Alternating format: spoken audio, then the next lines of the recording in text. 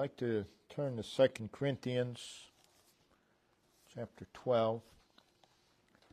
We'll read verses 7 through 10, familiar verses to most. Paul is speaking. And lest I should be exalted above measure, through the abundance of the revelations, there was given to me a thorn in the flesh, the messenger of Satan to buffet me, lest I should be exalted above measure. For this thing I besought the Lord thrice, that it might depart from me. And he said unto me, he being the Lord, My grace is sufficient for thee, for my strength is made perfect in weakness. Most gladly, therefore, will I rather glory in my infirmities, that the power of Christ may rest upon me. Therefore I take pleasure in infirmities, and reproaches, and necessities, and persecutions, and distresses, for Christ's sake. For when I am weak, then am I strong. In these verses, Paul addresses the subject of personal trouble, personal trials, sufferings, afflictions, difficulties. But he places the emphasis upon God's grace, God's strength. Most view the trials of life as terrible intruders. But Paul in this passage views it as something entirely different than an intrusion.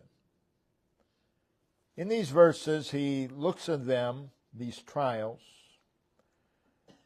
as part of God's gracious and merciful dealing in his life. And he views them as an extension of God's care, God's discipline, God's training in his life. So Paul here, in the context of personal trials, unveils some wonderful and helpful truths for the comfort and for the encouragement of the child of God. Paul here, in the context of personal suffering, presents to us some valuable instruction for the child of God. He reveals to us that which is sustaining in trials and sufferings. From the text, we see the source of trials and afflictions in the lives of God's people.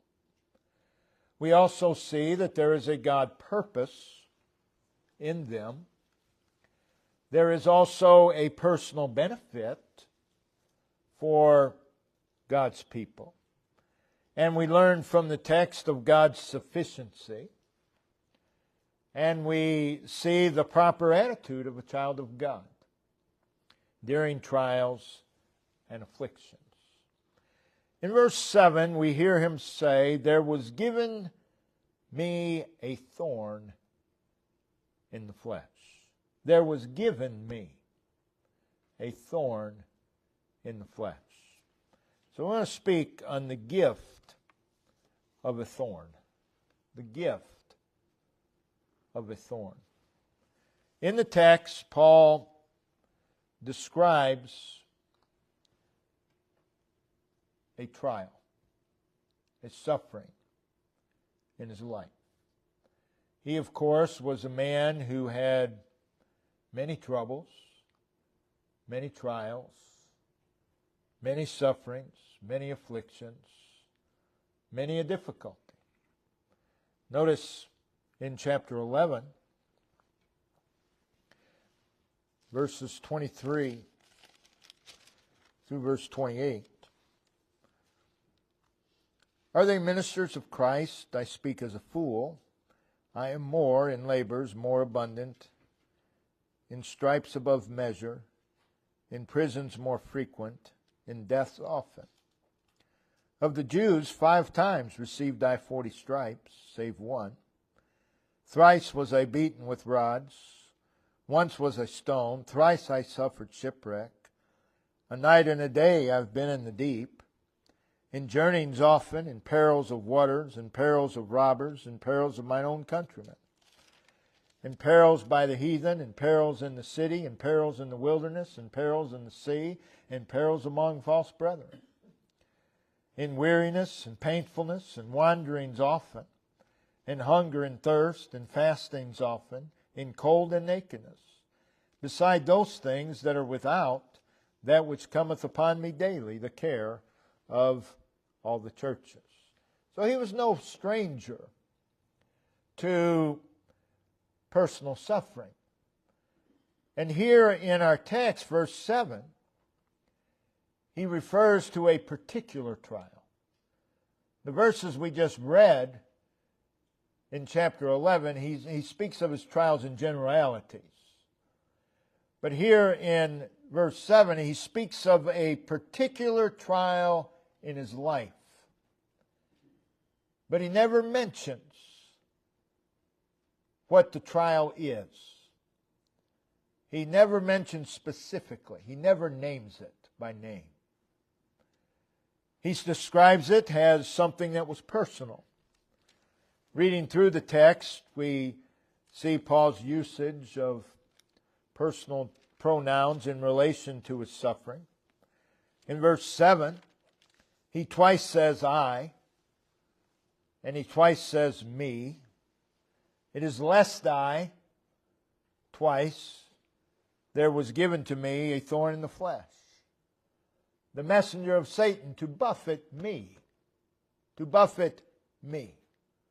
In verse 8, he says, for this thing, that is, the trial being referred to, I. And he goes on, that it, the trial, might depart from me. It's all very personal.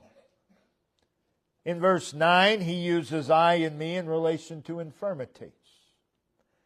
And in verse 10, he uses I in relation to infirmities, reproaches, necessities, persecutions, and distresses. So the trial and suffering that Paul was describing was not something that he just heard about others experiencing, but it was a personal experience of Paul. It was something that was very real to him, something very personal to him. He gives a twofold description of the nature of the trial. He uses 2 words to describe the trial.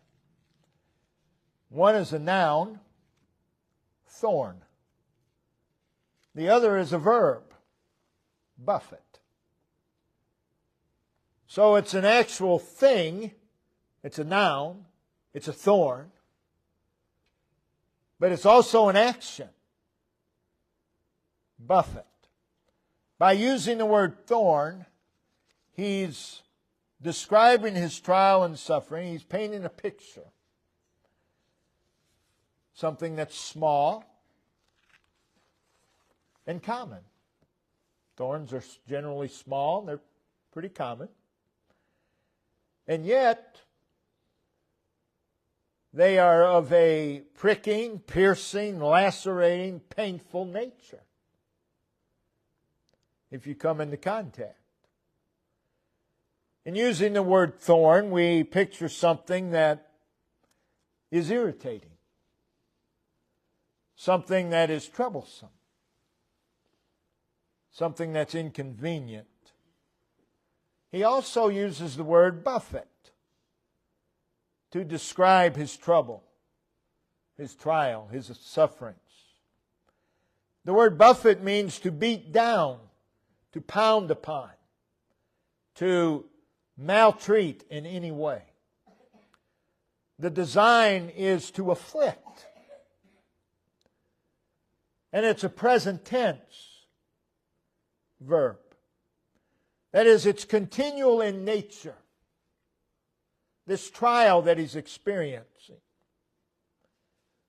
is continual. It's always there. So whatever the trouble, whatever the trial, whatever the suffering, the affliction, the difficulty that Paul is describing, it was very real. It was a thorn. And it was ongoing. Buffet me. Again, what Paul mentioned in 2 Corinthians 11, verse 23 through 27, those were isolated incidents. But what he describes here, this isn't an isolated incident. This is something that was ongoing in his life. The opening word of verse 7 there, the beginning of our text, is and. And. It takes us back to verse 2. Something that had happened over 14 years ago. He says, I knew a man in Christ above 14 years ago. Whether in the body, I cannot tell. Or whether out of the body, I cannot tell. God knoweth. Such a one caught up to the third heaven. He's talking about a spiritual experience that he had, that he couldn't even explain. And he said that happened 14 years ago. And, verse 7. So this trial he's describing has been going on for over 14 years. So it's a lingering trial. Paul describes his particular suffering as a thorn, declaring that it was painful, it was tormenting in nature. He also describes it as the messenger of Satan to buffet me. That's descriptive, I believe, of the thorn. He's declaring that the thorn is satanic in its agency. There was a satanic component to his trial, which would remind us of Job. What is distressed by these descriptions? A thorn. The messenger of Satan to buffet me. That expresses the severity of the trial. The dreadfulness of the trial. The agony and the piercing and irritating nature of the trial. And these thorns and these buffetings can take on a variety of forms. They can be emotional, memories, regrets, depression, etc. They can be relational, people in our lives. There are people who are thorns. They can be financial. They can be career. They can be physical, disabilities, chronic illness. They can be temporal circumstances. They can be in the spiritual realm. Whatever the form, it's painful. It's unpleasant. It's distressful. We can suffer and hurt on many, many levels. And not all are visible to the eye. You may appear physically fine. No one would ever think there's anything wrong. but all the thorns. Paul speaks of the location of this trial. He says it is a thorn in the flesh. It was something that afflicted him physically. Whatever this trouble, whatever this trial, whatever this suffering, whatever this affliction, whatever this adversity and difficulty, it weakened him.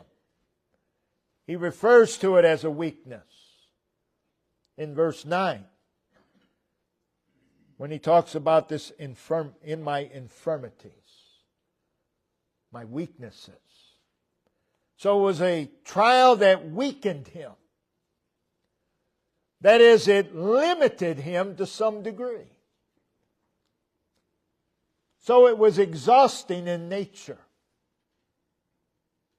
this thorn, this trial. Paul describes this trial as something that was given to him. There was given to me. It was given to me a thorn. A thorn. He's speaking of something specific without specifically naming it. It is a thorn in the flesh. The messenger of Satan to buffet me. So what was given to Paul was conceived by God, and it was carried out by Satan and the messenger of Satan. And Satan does have messengers. Whatever it was that afflicted Paul, it was part of God's plan for his life.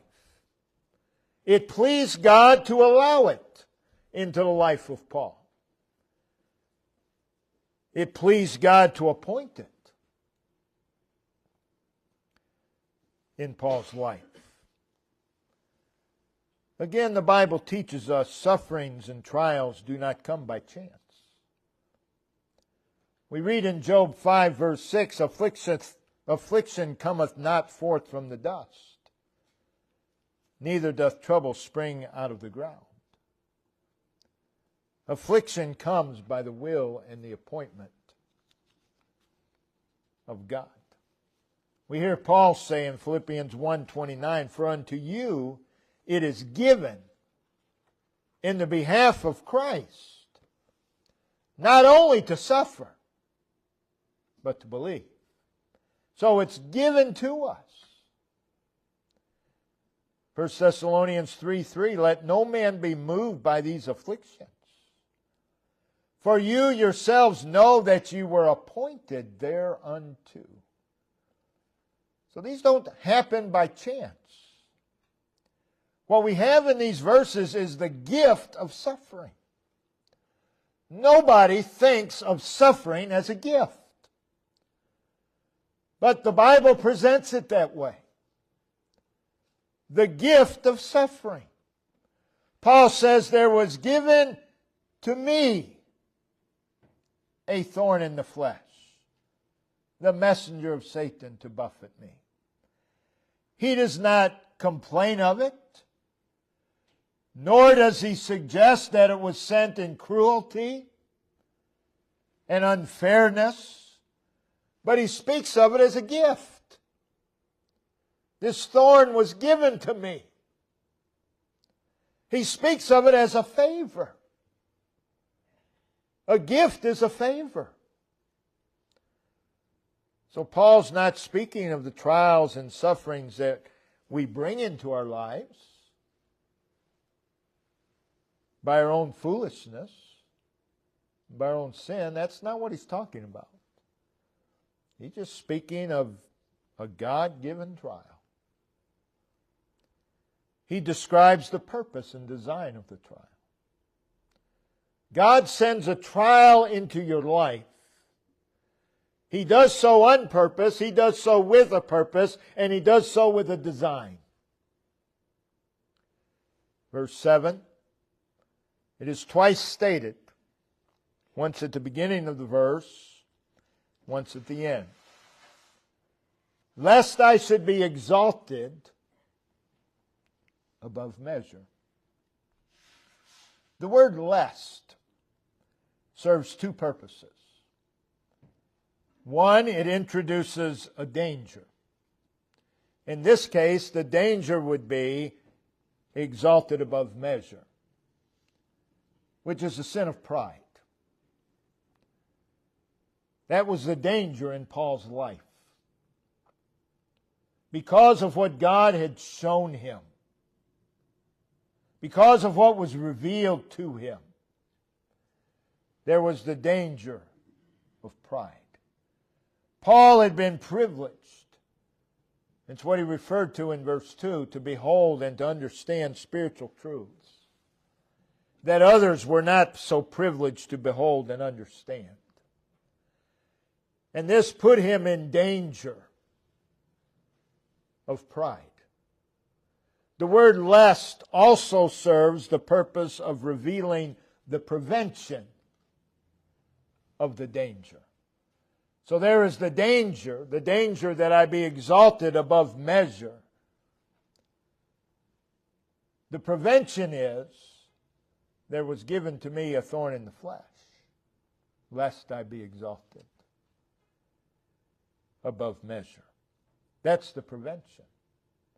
That's a gift. That's a gift. And then it's repeated, lest I should be exalted above measure. So by giving this thorn and messenger of Satan to buffet, God was doing something special in the life of Paul. We need to realize that troubles, trials, sufferings, afflictions, difficulties may be just God doing something very gracious in our life, keeping us from some specific sin. This was the case with Paul. This thorn in the flesh, this messenger of Satan, was a gift that kept him from a particular sin, the sin of pride.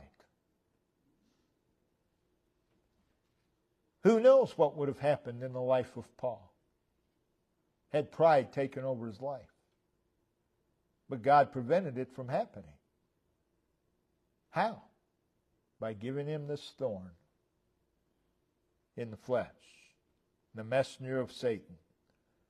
So really it was a gift from God to protect Paul from himself. That's often the case. This thorn in the flesh, this messenger of Satan, was a gift that prevented him from bringing ruin to his life. This thorn in the flesh, this messenger of Satan to buffet, was a gift that would make him more useful in God's service. It's no wonder that Paul said, there was given unto me a thorn in the flesh, the messenger of Satan to buffet. When God appoints trials into our lives that keeps us from sinning, oh, what a gift.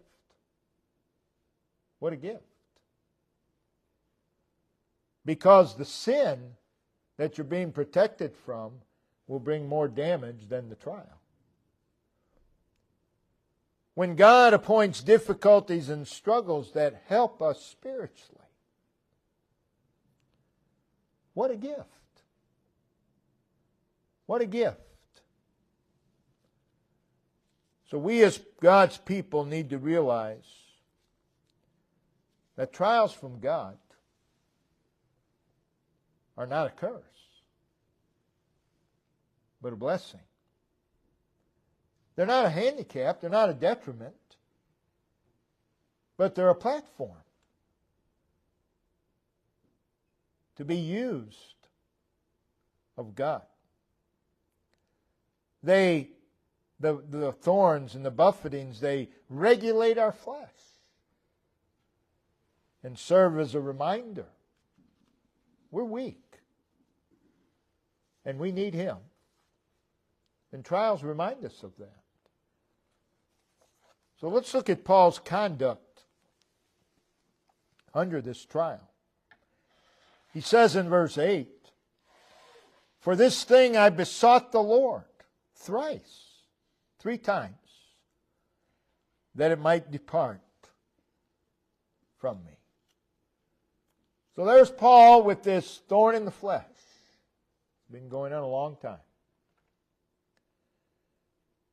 Paul prayed. He said, "For this thing," again, it's something very specific. He doesn't tell us what the specific trial was, but it was very specific. "For this thing, I besought the Lord 3 times. He did not give way to fretfulness. He prayed. He did not become sullen and dejected.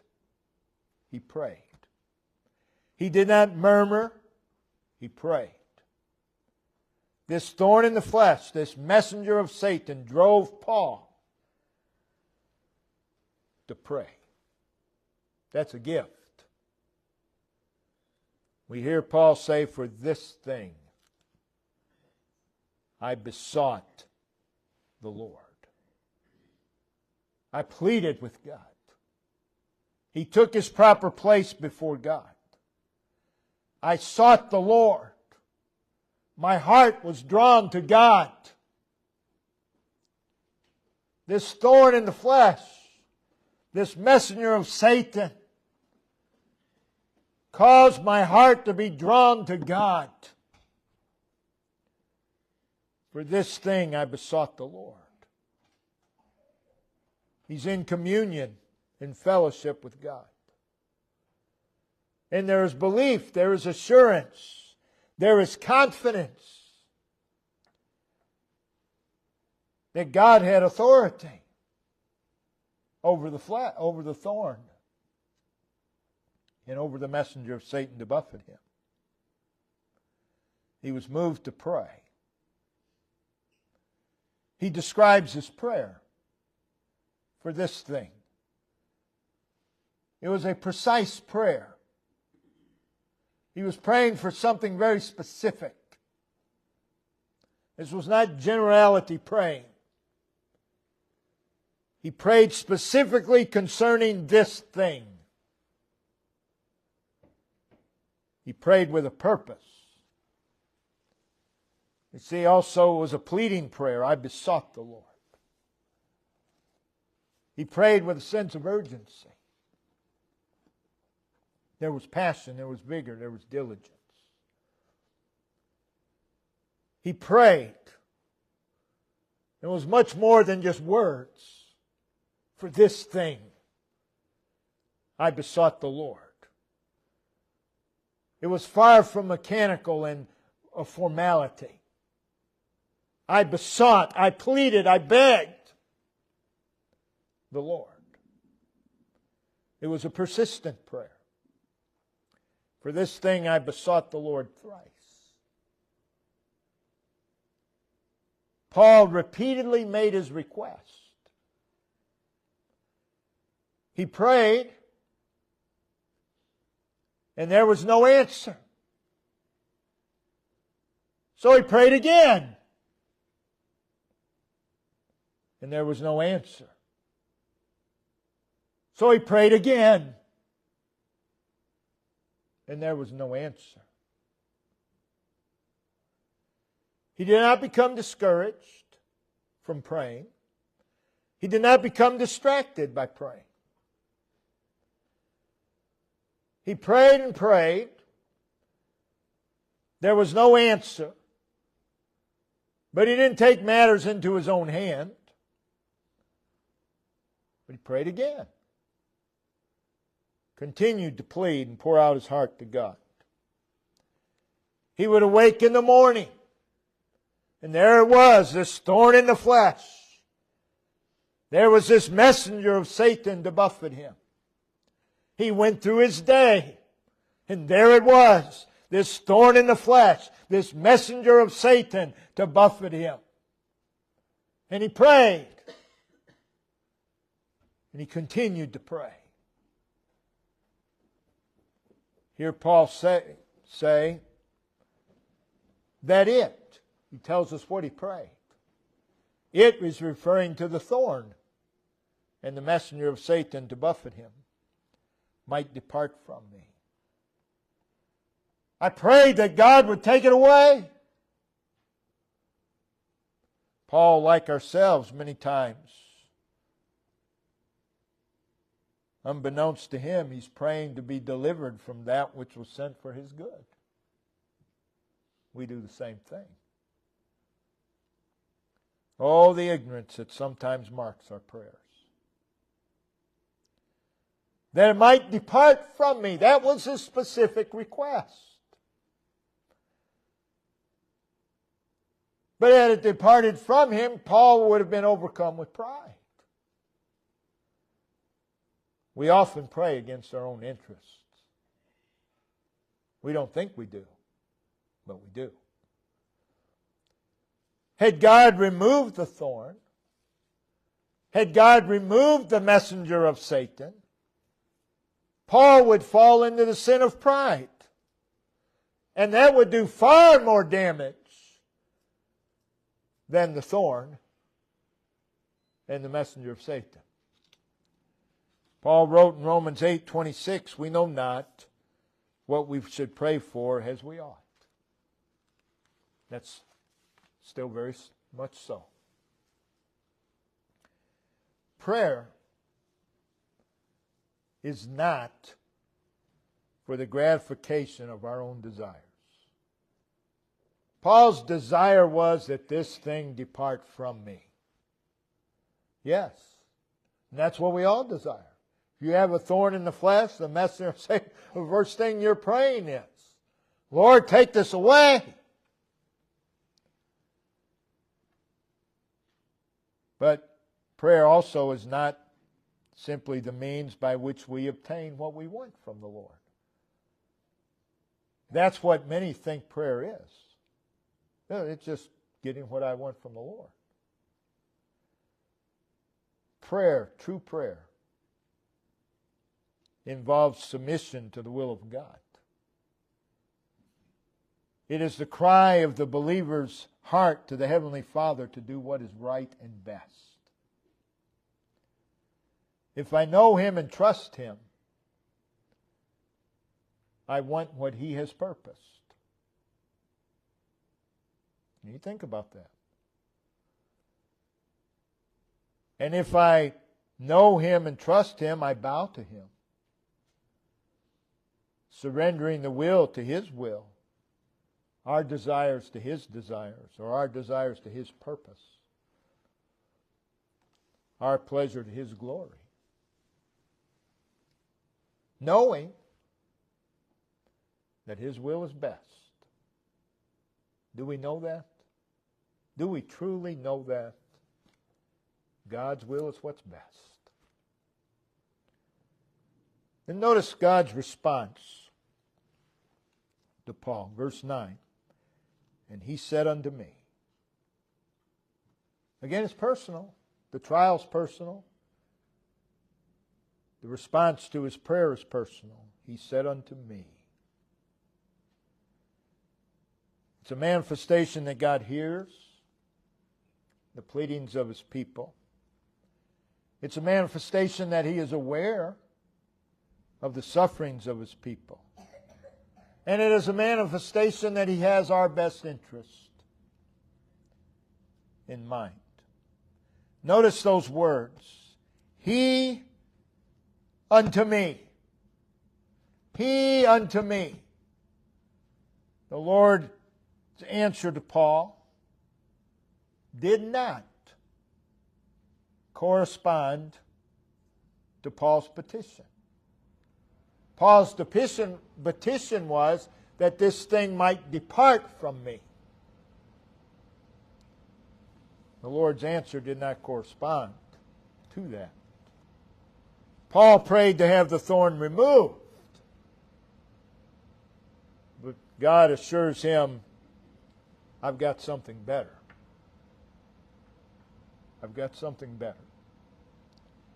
He says, my grace is sufficient for thee, for my strength is made perfect in weakness. My grace, my strength. A promise of God's grace, a promise of God's strength. Notice the effect upon Paul. We see that in latter part of verse 9 and into verse 10. It gave Paul a different perspective concerning the trials in his life. He says there in verse 9, most gladly. Not just gladly, but most gladly. That is, with pleasure and willingly and readily and ungrudgingly.